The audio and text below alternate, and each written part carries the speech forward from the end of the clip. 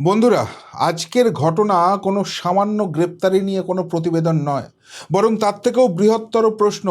এই রাজ্যের মাননীয় মুখ্যমন্ত্রী শুভেন্দু অধিকারীর প্রাণ কি ভয়ঙ্কর ঝুঁকির মধ্যে রয়েছে? কিন্তু তার থেকেও গুরুত্বপূর্ণ প্রশ্ন, সেই যে প্রাণ যাওয়ার আশঙ্কা হচ্ছে, সেই ষড়যন্ত্রে লিপ্ত রয়েছে শুভেন্দু অধিকারীর অত্যন্ত ঘনিষ্ঠ বৃত্তে থাকা কিছু কিছু মানুষ। এই প্রশ্ন বঙ্গ রাজনীতিকে কার্যত তোলপাড় করে দিয়েছে। এবং তার থেকেও বড় প্রশ্ন, শুভেন্দু অধিকারী যে লড়াইটা শুরু করেছেন, সেখানে শুভেন্দু অধিকারীকে থামানোর আর কোনো পথ পাওয়া যাচ্ছে না। সেই জন্য এই রাজ্যের তোলাবাজরা, এই রাজ্যের বিরোধী রাজনীতিরা এবং এই দেশের বাইরে থাকা জেহাদি গোষ্ঠী সকলে মিলে হাতে হাত মিলিয়েছে এবং লক্ষ্য একটাই, যে কোনো মূল্যে শুভেন্দু অধিকারীকে পথের কাঁটা হিসেবে সরিয়ে দিতে হবে। নমস্কার, জয় শ্রীরাম, হর হর মহাদেব। আজকে গোটা রাজ্য দুটো গ্রেপ্তারি নিয়ে কিন্তু উত্তাল হয়ে উঠেছে। শেষোক্ত গ্রেপ্তারিটা এই কিছুক্ষণ আগে হয়েছে, সুতরাং সেটার কথাই আগে বলবো। সেটা হচ্ছে চন্দ্রনাথ হত্যা রহস্যে আরও দুজনকে আজকে গ্রেপ্তার করেছে স্পেশাল টিম, এবং সেই দুজনের নাম হচ্ছে সাগর সোনকর এবং সাহেব সোনকর। কারা এরা? এই সাগর সোনকর হচ্ছে চন্দ্রনাথ রথের কার্যত ডান হাত ছিল। হ্যাঁ, আমার সঙ্গেও তার পরিচয় ছিল, পরিচয় মানে ঘনিষ্ঠতা ছিল না।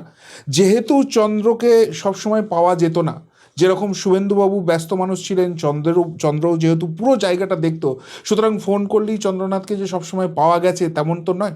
সুতরাং একটা কমিউনিকেশন ব্রিজের দরকার ছিল, এবং সেখানে এই শুভেন্দুবাবুর অফিসে গিয়েই বা চন্দ্রনাথের অফিসে গিয়েই সাগরের সঙ্গে পরিচয় হয়েছিল। এবং সেই জায়গা থেকে তার সঙ্গেও মাঝে মাঝে কথা হতো, যখন হয়তো অফিসে যাওয়া হতো বা কোথাও বাইরে দেখা হতো। তো সেই সাগর একদম শান্ত শিষ্ট একটা ছেলে, মুখের রা নেই, এবং চন্দ্রদা এর উপর অসম্ভব ডিপেন্ড করে থাকতো। সেই সাগর সোনকর চন্দ্রনাথ হত্যা রহস্যে গ্রেপ্তার হলো। অবিশ্বাস্য অবিশ্বাস্য একটা খবর, কিন্তু সেটাই বাস্তব, সেই ঘটনাটাই ঘটেছে। কেন গ্রেপ্তার করা হয়েছে? দেখুন, এই যে চন্দ্র খুনটা হয়েছিল, তারপর থেকেই তো সকলেরই আমাদের বুক ভেঙে গিয়েছিল, এবং সেই জায়গা থেকে প্রকৃত খুনিকে ধরা হোক, এর পিছনে বৃহত্তর ষড়যন্ত্র রয়েছে সকলেই বুঝতে পারছিল, নাহলে এইভাবে অকালে চন্দ্রকে চলে যেতে হতো না। এবার সেই পরিস্থিতিতে এই তদন্ত ভারটা সিবিআইয়ের হাতে ট্রান্সফার করা হয়েছিল। তারা নেওয়ার পর বেশ কিছু সুপারি কিলারকে এখান থেকে তারা অ্যারেস্ট করে, উত্তরপ্রদেশ থেকে অ্যারেস্ট করা হয়, পরবর্তীকালে ট্রানজিট রিমান্ডে নিয়ে আসা হয়। এবং আপনারা বারবারই এটা নিয়ে প্রশ্ন করেছেন, এর অগ্রগতিটা কি? না, আমাদের কাছে কোনো খবর ছিল না, কেননা এই ম্যাটারটা এতটাই সেন্সিটিভ এবং এতখানি এখানে সমস্ত কিছু বজায় রাখা হচ্ছে যে এখান থেকে কোনো খবর পাওয়া যাচ্ছে না। যেটুকুনি খবর পেয়েছিলাম, তদন্ত একদম শেষের মুখে এবং বড় কিছু হতে চলেছে। সেই বড় কিছু হওয়াটা যে সাগর সোনকর এবং তার ভাই সাহেব সোনকরের অ্যারেস্ট, সেটা কিন্তু সুদূর কল্পনাতেও ছিল না। যেটা মিডিয়া সূত্রেই খবর পাচ্ছি, যে এই চন্দ্রদা খুনের আগে সাগর নাকি বারবার কোনো একটি ল্যান্ডলাইন নাম্বার থেকে অন্য একটি রাজনৈতিক দলের ল্যান্ডলাইনে বারবার খবর দিত। এবং এই যে সুপারি কিলিংয়ের ব্যাপারটা, যেখানে ডার্ক ওয়েবকে ইউজ করা হয়েছে যাতে পরিচয়গুলো না পাওয়া যায়, সেইখানেও এর ইনভলভমেন্ট ছিল, সুপারি কিলিংয়ের ব্যাপারেও এর কিছু ইনভলভমেন্ট ছিল। এবং যারা অ্যারেস্ট হয়েছে, যাদেরকে ট্রানজিট রিমান্ডে নিয়ে আসা হয়েছে, তাদের সঙ্গে সাগর এবং সাহেব দুই ভাইকে মুখোমুখি বসিয়ে জেরা করা যাবে, হয়তো সত্যটা সেখানে সামনে আসবে। কিন্তু যদি চন্দ্রকে সরিয়ে দেওয়ার পিছনে সত্যিই সাগর বা সাহেবের হাত থাকে, তাহলে বলতেই হচ্ছে শুভেন্দুবাবুর একদম ক্লোজ সার্কিট যেটা, সেটা কিন্তু খুব একটা সুরক্ষিত নয়। সেখান থেকেই বৃহত্তর পরিকল্পনা চলছে। এবং সেই সন্দেহটা আরও বাড়িয়ে দিচ্ছে যখন সকালে এই খবরটা ব্রেকিং নিউজ হিসেবে আছড়ে পড়েছিল বর্ধমান থেকে। সেখানকার রেনেসা বিল্ডিং থেকে একজনকে অ্যারেস্ট করা হয়েছে, যার নাম হচ্ছে হামিদ মণ্ডল, এবং সে হচ্ছে জৈশের জঙ্গি। ভয়ঙ্কর বিস্ফোরক খবর। তার থেকেও যেটা সামনে এলো, একে গ্রেপ্তার করার পর এর কাছ থেকে যে ডকুমেন্টস পাওয়া যাচ্ছে, সেখান থেকে জানা যাচ্ছে গত 9ই জুলাই থেকে মাননীয় মুখ্যমন্ত্রী শুভেন্দু অধিকারী কোথায় যাচ্ছেন, কখন যাচ্ছেন, কোন গাড়িতে যাচ্ছেন, কে ড্রাইভার, কটার সময় উঠছেন, কটার সময় নামছেন, মাঝপথে কোথায় থামছেন, প্রত্যেকটার খুঁটিনাটি ডিটেলস তার কাছে ছিল। এবং আগামী দিনে শুভেন্দুবাবুর কি কি কর্মসূচি রয়েছে, কোথায় যাবেন, কিভাবে মিশবেন, কোথায় কার সঙ্গে কথা বলবেন, কি অ্যাপয়েন্টমেন্ট রয়েছে, সেই তথ্যও নাকি এর কাছে ছিল। অর্থাৎ পুরোপুরি শুভেন্দু অধিকারীকে নিয়ে রেকি করা হচ্ছিল। সেটা কি এমনি এমনি? তার মানে কি শুভেন্দুবাবুর উপর ভয়ঙ্কর কোনো পরিকল্পনা করা ছিল? এই জায়গাটা কিন্তু সবাইকে ভাবাচ্ছে।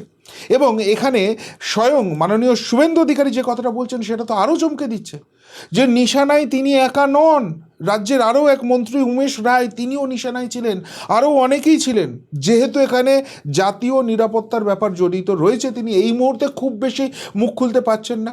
এসটিএফ পরবর্তীকালে প্রেস কনফারেন্স করে বলবেন, কিন্তু এখানে একটা ভয়ঙ্কর রকম ব্যাপার রয়েছে এবং এখানে যে আন্তর্জাতিক যোগ রয়েছে সেই ব্যাপারেও শুভেন্দু অধিকারী ইঙ্গিত দিচ্ছেন। ব্যাপারটা কতখানি ভয়ঙ্কর, কতখানি সিরিয়াসনেস রয়েছে এর মধ্যে, সেই জায়গা থেকেই কিন্তু স্পষ্ট হয়ে যাচ্ছে। আরও স্পষ্ট হয়ে যাচ্ছে এসটিএফ যে প্রাইমারি ইনভেস্টিগেশন করেছে এবং সেখানে যে ইনফরমেশন সামনে এসছে, রীতিমতো গায়ে কাঁটা দিয়ে উঠছে। একদম খুব স্বাভাবিক, সাধারণ দেখতে, দেখে কেউ বুঝতে পারবে না, একদম গোবেচারা একটা মুখ। কিন্তু সেই গোবেচারা মুখের হামিদ মণ্ডল, তার পেটে পেটে যে এত কিছু ছিল। হাওড়ার একটা কারখানায়, গেঞ্জি কারখানায় কাজ করতো, মাস দুয়েক আগেই বর্ধমান গেছে, কিন্তু তার আগে কি করে এসছে? তার আগে পাকিস্তান চলে গেছে, সেখানে গিয়ে আইএসআই এর ট্রেনিং কমপ্লিট করে এসেছে এবং বর্ধমানে গিয়ে সে আইএসআই এর হ্যান্ডলার হিসেবে কাজ করছিল। শুধুমাত্র হ্যান্ডলার নয়, সে রিক্রুটমেন্টের কাজেও যুক্ত ছিল। অর্থাৎ এখানে যারা ওই বিরিয়ানির ব্যবসা করে, এখানে সবজি ব্যবসা করে, লোকের বাড়ি বাড়ি পৌঁছানোর যাদের জায়গা রয়েছে, যারা লোকের বাড়িতে গিয়ে ভেতরের খবরটা নিয়ে আসতে পারবে, তাদেরকে এই মডিউলে নিয়ে আসার জন্য যা যা পরিকল্পনা করা, যেভাবে সাপোর্ট করা, সবটা নাকি করতো। এবং শুধুমাত্র তাই নয়, বাইরে থেকে কেউ যারা আসবে, যারা এদেরকে ট্রেনিং দেবে বা অন্য কোনো নাশকতা কাজ করবে, তাদেরকে লোকাল লজিস্টিক্স সাপোর্ট সেটাও দিত এই হামিদ মণ্ডল। এবং এই হামিদ মণ্ডল একা নয়, এই জালটা কিন্তু ক্রমশ বাড়ছিল। শুধুমাত্র পশ্চিমবঙ্গের গণ্ডি নয়, পশ্চিমবঙ্গের গণ্ডির বাইরেও এই জালটা কিন্তু বিছিয়ে গিয়েছিল। উত্তরবঙ্গ থেকে তিনজনকে ধরা হয়েছে, সন্দেহভাজন, তাদের জিজ্ঞাসাবাদ চলছে। আসামের এসটিএফ সেখানেও অ্যারেস্ট হয়েছে। পুরো নর্থ ইস্টে এদের জাল ছড়িয়েছিল। এবং এদিকে যদি দেখা হয়, বিহার, দিল্লি, উত্তরপ্রদেশ, রাজস্থান, প্রত্যেক জায়গায় এদের জাল বিছিয়ে গেছে। প্রত্যেক জায়গার এসটিএফ এটা নিয়ে কাজ করছে। অর্থাৎ গোটা দেশ জুড়ে একটা ভয়ঙ্কর কিছু পরিকল্পনা যে রয়েছে এবং তারই ফলশ্রুতি এই অ্যারেস্টের পর আরও বড় কিছু খোলাসা হবে, সেই জায়গাটা কার্যত নিশ্চিত হয়ে যাচ্ছে। এবার আপনাদের এতক্ষণ ধরে আমি আলাদা আলাদা 4টে ঘটনা বললাম, কিন্তু সেই 4টে ঘটনা যদি আপনারা ভালোভাবে মন দিয়ে শোনেন, তাহলে পরিষ্কার বুঝতে পারছেন যে কোথাও না কোথাও পুরো সিস্টেমটা একটা সুতোই বাঁধা রয়েছে। কিন্তু এরপরই আসছে কাহানি মে এক ভয়ঙ্কর টুইস্ট। কি টুইস্ট? মাননীয় রাজ্য সভাপতি বিজেপি শ্রমিক ভট্টাচার্য, তার বয়ান যদি শোনেন তাহলে কিন্তু চিত্রটা আরও পরিষ্কার হয়ে যাবে। পরিষ্কারভাবে শ্রমিকবাবু বলছেন যে সিপিএম আমলে, বাম আমলে এই রাজ্যে জেহাদিদের জন্য একটা সেফ প্যাসেজ তৈরি হয়ে গিয়েছিল, আর তারপর তৃণমূল আমলে এই জায়গাটাই সেফ হোম হয়ে উঠেছিল জেহাদিদের। কিন্তু পার্টির নির্দেশে এবং সরকারের সিদ্ধান্তে শুভেন্দুবাবু এর বিরুদ্ধে সরাসরি যুদ্ধ ঘোষণা করে দিয়েছেন। এই যে সন্ত্রাসবাদ একদম গোড়া থেকে উপড়ে ছুঁড়ে ফেলে দেওয়ার তিনি সিদ্ধান্ত নিয়েছেন এবং সেই লক্ষ্যে তার পুলিশ, তার ইন্টেলিজেন্স অলরেডি কাম করছে। এবং সেটা নিয়ে যে কেন্দ্রীয় সরকারের সঙ্গেও যোগাযোগ থাকছে, যেহেতু জাতীয় নিরাপত্তার ব্যাপারটা জড়িত রয়েছে, সেটা তো স্পষ্ট বোঝা যাচ্ছে। আর সেই জন্যই কি শুভেন্দুবাবু এই নিশানার মধ্যে চলে এসছেন? এই প্রশ্নটা উঠছে। কিন্তু তার থেকেও বড় প্রশ্ন তুলে দিয়েছেন শুভেন্দু অধিকারীর বাবা শিশির অধিকারী। শিশিরবাবু যে বক্তব্যটা দিয়েছেন সেটা ফেলে দেওয়ার মতো নয়।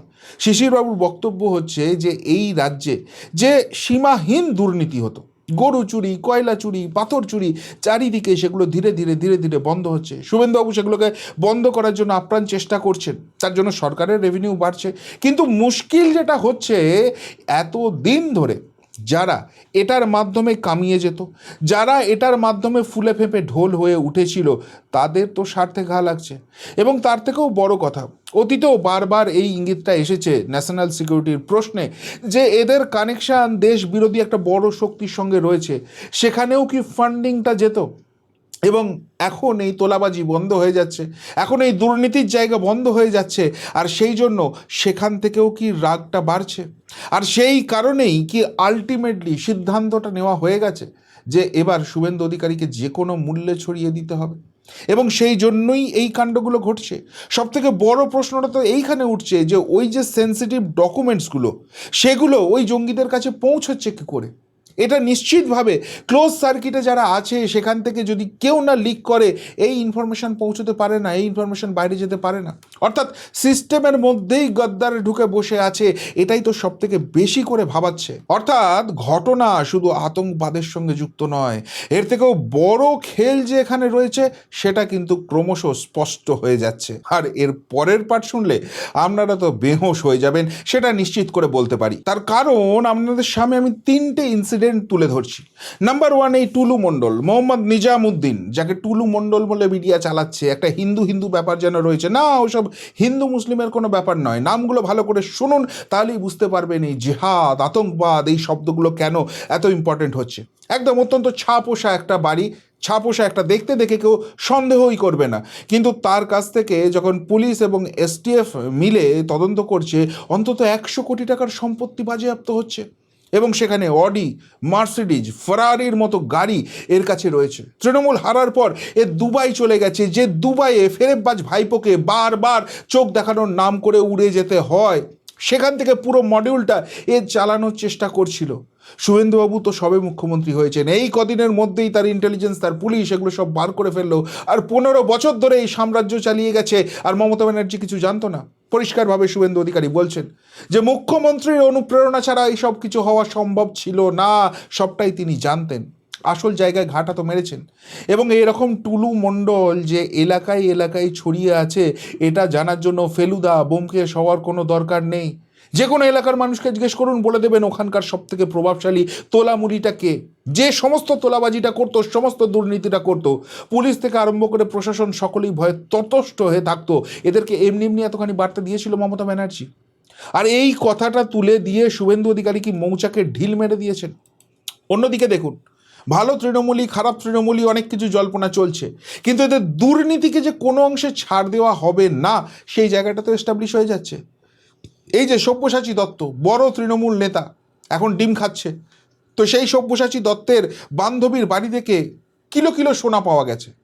আর এবার তার সংলগ্ন যে যে কানেকশানগুলো আছে, যেখান থেকে তোলাবাজি হতো বা টাকাটা যেখানে গচ্ছিত রাখা হতো, প্রত্যেকটা জায়গায় ইনভেস্টিগেশন হচ্ছে, ইডি প্রত্যেকটা জায়গায় ছাড়ছে। অর্থাৎ 15 বছর ধরে কষ্ট করে দুর্নীতি করে এরা যে টাকাটা রোজগার করেছিল, সেটার একটা পয়সাকেও ছাড় দেওয়া হবে না, সবটা রিকভার করা হবে।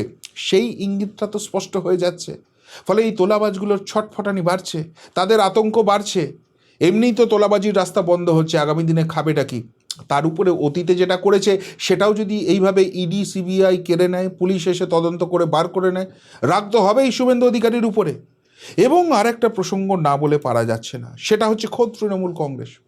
শুভেন্দু অধিকারী দায়িত্ব নিয়ে বলেছিলেন যে এই রাজ্যে যে যে খুশি রাজনৈতিক দল করতে পারে, কোনো আপত্তি নেই, কিন্তু তৃণমূল বলে কোনো বস্তু থাকবে না। সেটা যে এত তাড়াতাড়ি হয়ে যাবে হয়তো অনেকেই ভাবতে পারেননি। কিন্তু দলটার অবস্থা ভাবুন, কিচ্ছু নেই আজকে। নিজের দলের লোকেদের, যাদেরকে হাতে করে অন্য দল থেকে হাইজ্যাক করে মমতা ব্যানার্জি নিয়ে এসেছিল, তাদের সঙ্গে এখন পাঙ্গা লড়তে হচ্ছে। দলের প্রতীকটা থাকবে কিনা, দলের ফান্ডটা থাকবে কিনা।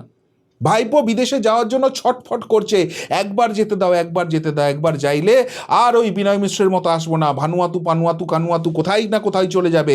কিন্তু এই সরকার আপ্রাণ লড়াই করে যাচ্ছে, আইনজীবীরা আপ্রাণ লড়াই করে যাচ্ছে, কে বাইরে যেতে দেওয়া হবে না। এবং কলকাতা হাইকোর্টকে কনভিন্স করে ফেলা গেছে, এখন ছুটেছে সুপ্রিম কোর্টে, সেখান থেকে যদি পাওয়া যায়। কিন্তু এই ভাইপোকে যে ঘেরা হচ্ছে, যে রক্ষা কবচটুকু কোর্টের জন্য রয়েছে সেই জন্য অ্যাকশন নেওয়া যাচ্ছে না, কিন্তু এই যে রক্ষা কবচটা নিতে হচ্ছে, এখান থেকেই তো ব্যাপারটা এস্টাবলিশ হয়ে যাচ্ছে যে জেলে যাওয়ার সম্ভাবনা হয়েছে। ফলে রাগ, ভীষণ রাগ হচ্ছে। আর সেই কারণেই কি এই ঘটনাগুলো ঘটছে।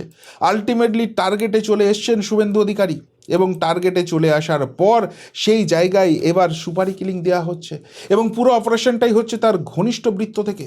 অনেকগুলো প্রশ্ন উঠে যাচ্ছে, কিন্তু সবথেকে বড় প্রশ্ন, সত্যিই কি শুভেন্দু অধিকারীকে এইভাবে থামানো যাবে? সত্যিই কি এইভাবে তোলাবাজির বিরুদ্ধে লড়াইটাকে বন্ধ করে দেওয়া যাবে? বাংলার মানুষ তো এই তোলাবাজিটার বিরুদ্ধেই, এই অন্যায়, এই দুর্নীতির বিরুদ্ধেই ভোটটা দিয়েছিল। আর সেটা যখন এবার সত্যি সত্যি এক্সিকিউট হচ্ছে, বাংলার মানুষ শুভেন্দু অধিকারীর বিরুদ্ধে এত বড় ষড়যন্ত্রকে সাকসেসফুল হতে দেবে? উত্তরটা অবশ্যই কমেন্ট বক্সে কমেন্ট করে জানাবেন। এখনকার মতো এখানেই শেষ করলাম, ফেরত আসছি নতুন প্রতিবেদন নিয়ে খুব তাড়াতাড়ি। ভালো থাকবেন, সাথে থাকবেন, পাশে থাকবেন। নমস্কার।